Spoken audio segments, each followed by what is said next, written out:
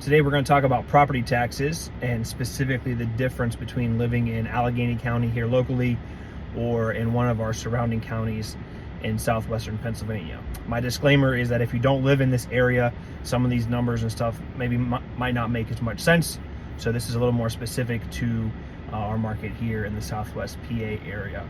Property taxes are a big discussion because it gives buyers a lot of opportunity to save some money potentially on their monthly mortgage payment or over the year as a whole on how much money they're paying in property taxes. So I want to show you the difference between two properties, one in Allegheny County, one in Butler County, and what the difference in those taxes would be given the same sales price ballpark. So the first image here is property in Allegheny County in one of the higher taxed school districts.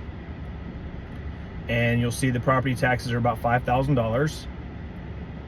The next image is a property in Butler County, and you'll see that the property taxes there are almost $3,000 less currently than the other properties' taxes are. So the reason for this difference really is how the counties assess the value of homes.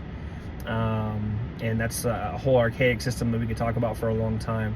But the question is it worth it to move to a different county to save some money on property taxes? And so I really have two thoughts on this topic. And the first thought is, over the course of the year, saving $2,000 or $3,000 is, about $150 to $175 per month that you would be saving in property taxes. And yes, it's always nice to save money on your taxes, but if you consider moving to a different location to try to save some money on the taxes, my follow-up question would be, how much more time are you adding into a work commute or traveling to family or obligations that you have on a regular basis from where you're currently living? How much more time are you adding to your life to simply save some money on property taxes? And if the time trade-off isn't worth it, saving $3,000 but adding an extra 5 to 10 hours of driving into your month, it may not be worth it. So that's something to consider. The other thing to consider is resale value. And statistically speaking, there are areas that tend to have a better growth in resale value on their homes.